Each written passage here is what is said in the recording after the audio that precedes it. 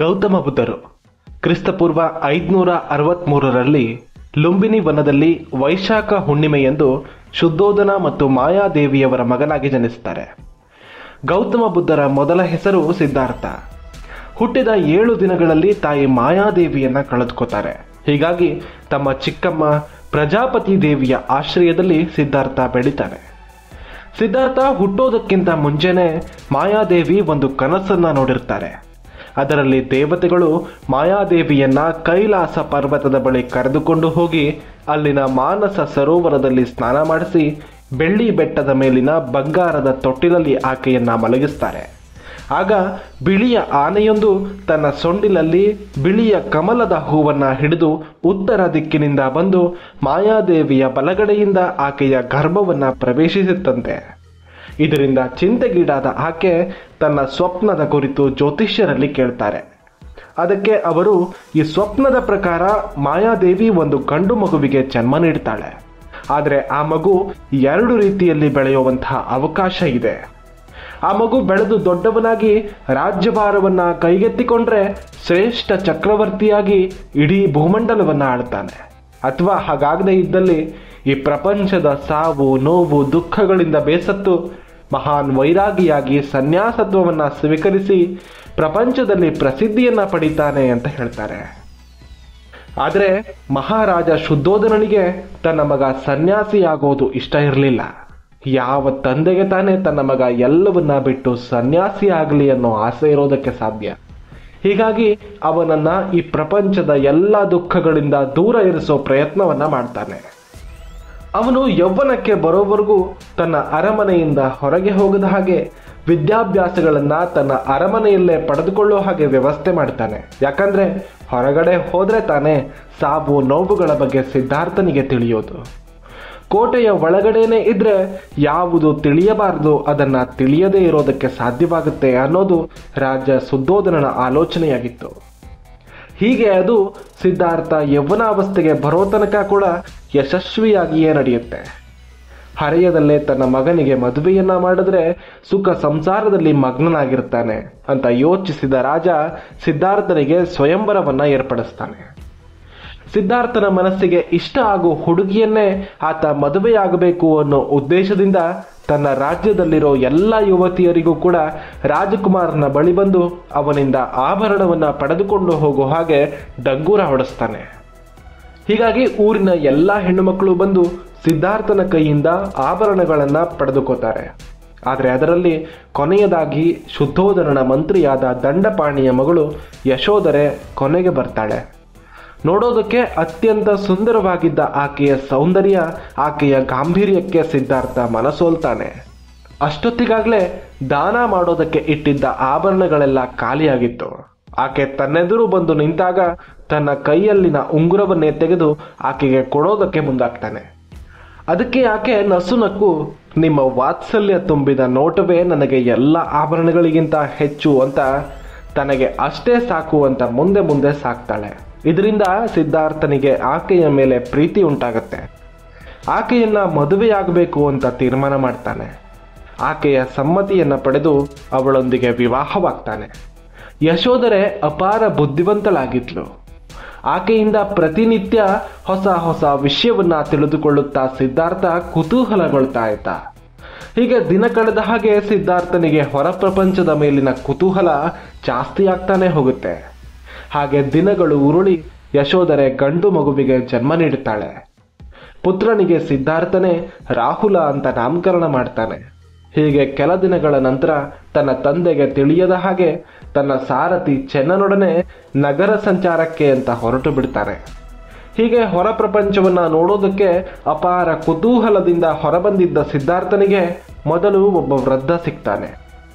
ಆತ ಅದೇ ಮೊದಲನ ಬಾರಿಗೆ ಆತನ ವೃದ್ಧನನ್ನ ನೋಡಿತ್ತು. ಇವರು ಯಾಕೆ ಹೀಗಿದ್ದಾರೆ ಅಂತ ತನ್ನ ಚೆನ್ನನಿಗೆ ಕುತೂಹಲದಿಂದ ಪ್ರಶ್ನಿಸ್ತಾನೆ. ಅದಕ್ಕೆ ಚೆನ್ನ, ಪ್ರಭು, ಇದು ವೃದ್ಧಾಪ್ಯ. ಪ್ರತಿ ಮನುಷ್ಯನಿಗೂ ಬಾಲ್ಯ, ಯೌವನ, ನಂತರ ವೃದ್ಧಾಪ್ಯ ಪ್ರತಿ ಮನುಷ್ಯನಿಗೂ ಬರುತ್ತೆ. ಇದನ್ನ ಯಾರಿಂದಾನೂ ತಪ್ಪಿಸೋದಕ್ಕೆ ಸಾಧ್ಯ ಇಲ್ಲ. ಇದು ಯಾರಿಗೂ ತಪ್ಪಿದ್ದಲ್ಲ ಅಂತ ವಿವರಿಸ್ತಾನೆ ಚೆನ್ನ. ಇದರಿಂದ ಸಿದ್ಧಾರ್ಥ ಕಸಿವಿಸಿಗೊಳ್ತಾನೆ. ಹಾಗೆ ಮುಂದೆ ಹೋದಾಗ ಒಬ್ಬ ರೋಗಿಯನ್ನ ನೋಡ್ತಾರೆ. ಇವರು ಯಾಕೆ ಹೀಗಿದ್ದಾರೆ, ಇದು ವೃದ್ಧಾಪ್ಯ ಅಲ್ಲವಲ್ಲ ಅಂತ ಚೆನ್ನನಿಗೆ ಪ್ರಶ್ನಿಸ್ತಾನೆ ಸಿದ್ಧಾರ್ಥ. ಅದಕ್ಕೆ ಚೆನ್ನ, ಇಲ್ಲ ಪ್ರಭು, ಇದು ವೃದ್ಧಾಪ್ಯ ಅಲ್ಲ, ಅದಕ್ಕಿಂತ ಘೋರವಾಗಿತ್ತು. ಮನುಷ್ಯನ ದೇಹಕ್ಕೆ ಅಂಟೋ ರೋಗದಿಂದ ರೋಗಗ್ರಸ್ತನಾದ ಮನುಷ್ಯ ಬದುಕಿರೋವಾಗಲೇ ಅತೀವ ನೋವನ್ನ ಅನುಭವಿಸಿ ದೇಹ ಕೃಶವಾಗುತ್ತೆ ಅಂತ ವಿವರಿಸ್ತಾನೆ. ಅದನ್ನು ಕೇಳಿದ ಸಿದ್ಧಾರ್ಥನ ಮನಸ್ಸು ಇನ್ನಷ್ಟು ವ್ಯಾಕುಲಗೊಳ್ಳುತ್ತೆ. ಅದನ್ನೇ ಚಿಂತಿಸುತ್ತಾ ಹೊರಟಾಗ ಅವರಿಗೆ ಮುಂದೆ 4 ಜನ ವ್ಯಕ್ತಿಗಳು ಒಬ್ಬ ಸತ್ತ ವ್ಯಕ್ತಿಯನ್ನ ಹೊತ್ತುಕೊಂಡು ಹೋಗ್ತಾ ಇರೋದನ್ನ ನೋಡ್ತಾನೆ. ಅದೇನು ಅಂತ ಚೆನ್ನನನ್ನ ಕೇಳ್ತಾನೆ. ಪ್ರಭು, ಇದನ್ನ ಮರಣ ಅಂತಾರೆ. ಈ ಭೂಮಿಯಲ್ಲಿ ಜನಿಸಿದ ಪ್ರತಿ ವ್ಯಕ್ತಿಗೂ, ಪ್ರತಿ ಜೀವಿಗೂ ಸಾವಿದೆ. ಒಂದಲ್ಲ ಒಂದು ದಿನ ಎಲ್ಲರೂ ಸಾಯಲೇಬೇಕು. ಹಾಗೆ ಸತ್ತ ವ್ಯಕ್ತಿಯನ್ನ ಬೆಂಕಿಯಲ್ಲಿ ಸುಟ್ಟು ಬಿಡ್ತಾರೆ ಅಥವಾ ಮಣ್ಣಿನಲ್ಲಿ ಹೂತು ಬಿಡ್ತಾನೆ ಅಂತ ಹೇಳ್ತಾನೆ. ಇದನ್ನ ಕೇಳಿದ ಸಿದ್ಧಾರ್ಥ ಗಾಬರಿಗೊಂಡು ಬಿಡ್ತಾನೆ. ಅವನ ಮನಸ್ಸಿನ ತುಂಬ ಏನೋ ನೋವು ತುಂಬಿಕೊಳ್ಳುತ್ತೆ. ಅಷ್ಟರಲ್ಲಾಗಲೇ ಅವರ ಮುಂದೆ ಒಬ್ಬ ಸನ್ಯಾಸಿ ಬರ್ತಾನೆ. ಆತ ಯಾರು ಅಂತ ಕೇಳ್ತಾನೆ. ಅದಕ್ಕೆ ಚೆನ್ನ ಕೊಟ್ಟ ಉತ್ತರ ಸಿದ್ಧಾರ್ಥನ ಬದುಕಿಗೆ ತಿರುವನ್ನ ನೀಡುತ್ತೆ. ಪ್ರಭು, ಇವರು ಸನ್ಯಾಸಿಗಳು, ಸರ್ವ ಸಂಘ ಪರಿತ್ಯಾಗಿಗಳು. ಪ್ರಪಂಚದಲ್ಲಿರೋ ದೈಹಿಕ ಸುಖಗಳನ್ನೆಲ್ಲ ತ್ಯಜಿಸಿ ಪರಮಾತ್ಮನನ್ನ ಕಾಣೋದಕ್ಕೆ ತಮ್ಮ ಜೀವನವನ್ನೇ ಸವೆಸ್ತಾ ಇರುವವರು. ಇವರಿಗೆ ಈ ಪ್ರಪಂಚದೊಂದಿಗೆ ಯಾವ ಬಂಧನವೂ ಇಲ್ಲ, ಯಾವ ಸುಖಗಳ ಆಸೆಯೂ ಇಲ್ಲ, ಯಾವ ದುಃಖಗಳ ಭಯವೂ ಇಲ್ಲ, ಸಾವು ನೋವುಗಳ ಹಂಗಿಲ್ಲ. ಕೇವಲ ಪರಮಾತ್ಮನ ಸಾನ್ನಿಧ್ಯಕ್ಕಾಗಿ ಕಾಡು ಮೇಡುಗಳಲ್ಲಿ ಸಂಚರಿಸುತ್ತಾ ಗಡ್ಡೆ ಗನಸುಗಳನ್ನ ತಿನ್ನುತ್ತಾ ಬದುಕ್ತಾರೆ. ದೇವರ ಧ್ಯಾನದಲ್ಲಿ ನಿರತರಾಗಿ ಅಂತರ್ಮುಖಿಗಳಾಗಿರ್ತಾರೆ ಅಂತ ವಿವರಿಸ್ತಾನೆ. ನಗರ ಸಂಚಾರಕ್ಕಾಗಿ ಹೊರಬಂದವನು ವೃದ್ಧನನ್ನ, ರೋಗಿಯನ್ನ, ಸತ್ತ ವ್ಯಕ್ತಿಯನ್ನ ನೋಡಿ ಕಂಗಾಲಾಗಿ ಚಿಂತೆಗೀಡಾಗಿದ್ದ ಸಿದ್ಧಾರ್ಥನಿಗೆ ಈ ಸನ್ಯಾಸಿಯ ಬಗ್ಗೆ ಕೇಳಿ ಮನಸ್ಸು ಶಾಂತವಾದಂತೆ ಭಾಸವಾಗುತ್ತೆ. ಇವರನ್ನೆಲ್ಲ ನೋಡಿದ ಬುದ್ಧನ ಮನಸ್ಸಲ್ಲಿ ಬಹಳಷ್ಟು ಬದಲಾವಣೆಗಳು ಆಗೋದಕ್ಕೆ ಶುರುವಾಗುತ್ತೆ. ಈ ಜನನ ಮರಣಗಳಿಗೆ ಕಾರಣ ಏನು? ಮರಣದ ನಂತರ ಮನುಷ್ಯನ ದೇಹ ಚಲನೆ ಇಲ್ಲದೆ ಬಿದ್ದುಕೊಳ್ಳೋದು ಯಾಕೆ? ಇದೆಲ್ಲವನ್ನ ತಿಳಿದುಕೋಬೇಕು ಅನ್ನೋ ಹಂಬಲ ಅವನಲ್ಲಿ ಜೋರಾಗುತ್ತೆ. ತಿರುಗಿ ಅರಮನೆಗೆ ಬಂದಿದ್ದ ಸಿದ್ಧಾರ್ಥನಿಗೆ ಆ ದಿನದ ರಾತ್ರಿಯೆಲ್ಲ ಅದೇ ಆಲೋಚನೆಗಳು. ತಾನು ಇದಕ್ಕೆಲ್ಲ ಉತ್ತರ ಕಂಡುಕೋಬೇಕು ಅಂತ ಯೋಚಿಸ್ತಾ ತನ್ನ ಹೆಂಡತಿ ಮತ್ತು ಮಗನ ಕಡೆ ನೋಡ್ತಾನೆ.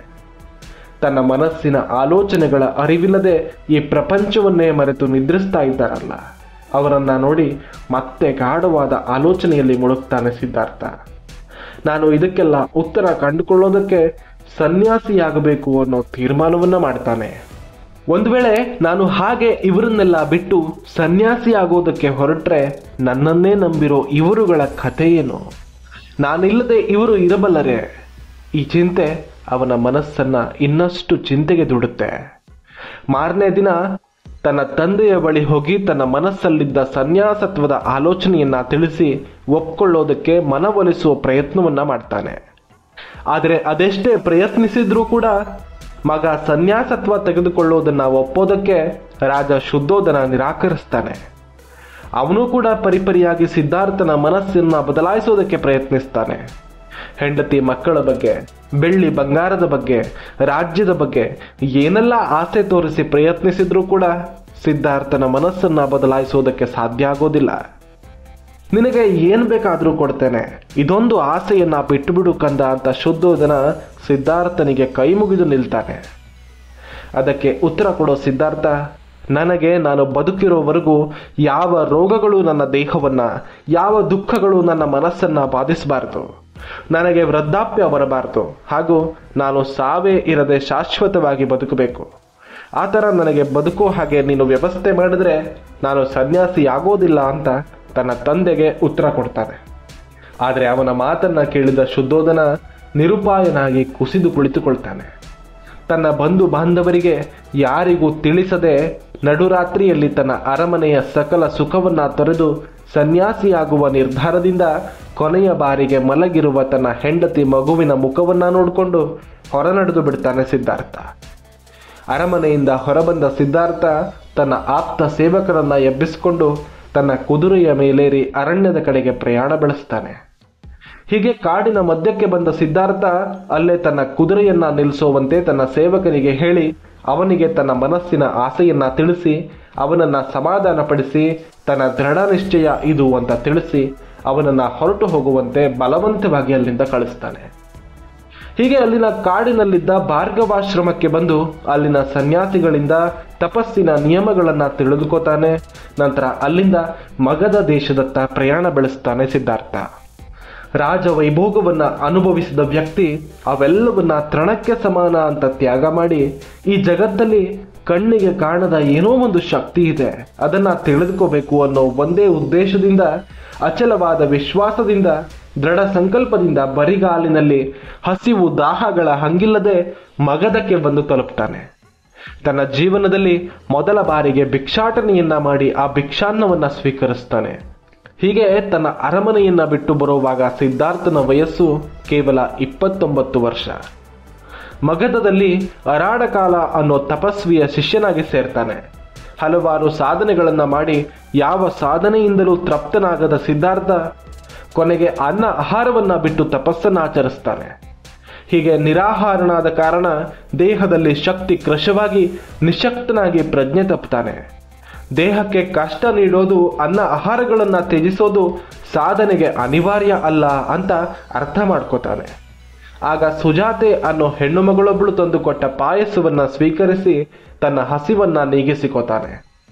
ಪೂರ್ವಾಭಿಮುಖವಾಗಿ ಬೋಧಿ ವೃಕ್ಷದ ಕೆಳಗೆ ಪದ್ಮಾಸನದಲ್ಲಿ ಕುಳಿತು ಧ್ಯಾನಾಸಕ್ತನಾಗಿ ಬಿಡ್ತಾನೆ.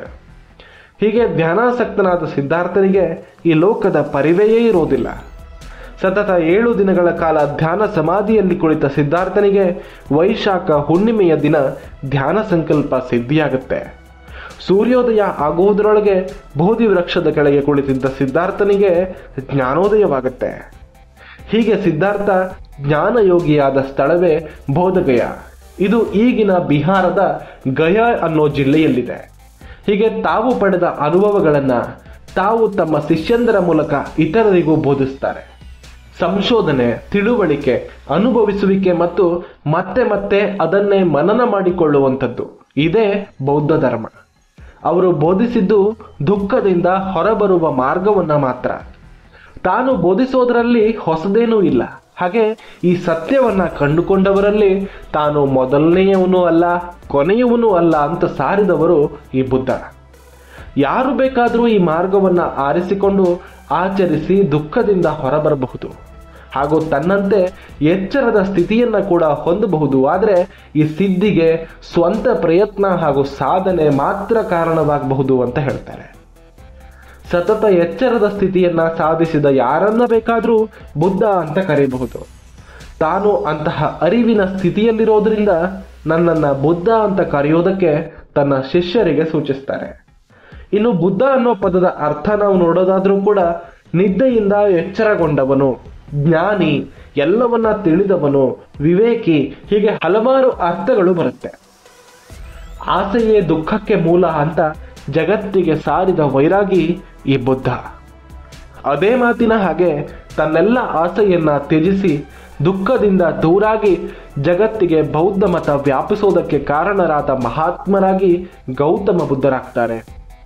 ಹೀಗೆ ಗೌತಮ ಬುದ್ಧರು ಬೋಧನೆ ಮಾಡ್ತಾ ತಮ್ಮ 80ನೇ ವಯಸ್ಸಿನಲ್ಲಿ ಕುಶನಗರ ಅನ್ನೋ ಪ್ರದೇಶದಲ್ಲಿ ಇಹಲೋಕವನ್ನ ತ್ಯಜಿಸ್ತಾರೆ. ಈ ಕುಶನಗರ ಈಗಿನ ಉತ್ತರ ಪ್ರದೇಶದಲ್ಲಿದೆ. ಹೀಗೆ ಸಾವಿರಾರು ವರ್ಷಗಳು ಕಳೆದರೂ ಕೂಡ ಗೌತಮ ಬುದ್ಧರ ತತ್ವಗಳು ಎಂದೆಂದಿಗೂ ಅಜರಾಮರ. ಅವರ ತತ್ವಗಳನ್ನ ನಮ್ಮ ಜೀವನದಲ್ಲಿ ಅಳವಡಿಸಿಕೊಂಡವರು, ಅವರನ್ನ ದೇವರು ಅಂತ ಪೂಜೆ ಮಾಡೋರು, ಅವರನ್ನ ಮಹಾವಿಷ್ಣುವಿನ ಅವತಾರ ಅಂತ ನಂಬೋರು ಹಾಗೂ ಅವರ ಹೆಸರನ್ನ ಅಡ್ಡ ಇಟ್ಕೊಂಡು ಜೀವನ ಮಾಡುವಂಥವರು, ಎಲ್ಲ ಥರದವರು ನಮ್ಮ ನಡುವೆ ಇದ್ದಾರೆ. ನೀವು ನಮ್ಮ ವಿಡಿಯೋವನ್ನ ಇಲ್ಲಿವರೆಗೂ ನೋಡಿದ್ದೀರಾ ಅಂತಂದ್ರೆ ನಿಮಗೆ ಈ ವಿಡಿಯೋ ಸ್ವಲ್ಪವಾದರೂ ಇಷ್ಟವಾಗಿದೆ ಅಂತ ಭಾವಿಸ್ತೀನಿ. ನೀವಿನ್ನೂ ನಮ್ಮ ಕನ್ನಡ ಕದಂಬ ಚಾನಲ್ಗೆ ಸಬ್ಸ್ಕ್ರೈಬ್ ಆಗದೇ ಇದ್ರೆ ಈಗಲೇ ಸಬ್ಸ್ಕ್ರೈಬ್ ಆಗಿ ಮುಂದಿನ ಇಂತಹ ಇನ್ನಷ್ಟು ವಿಡಿಯೋಗಳಿಗಾಗಿ ಬೆಲ್ ಐಕಾನ್ ಪ್ರೆಸ್ ಮಾಡೋದಕ್ಕೆ ಮರಿಬೇಡಿ. ಧನ್ಯವಾದಗಳು. ಜೈ ಶ್ರೀರಾಮ್.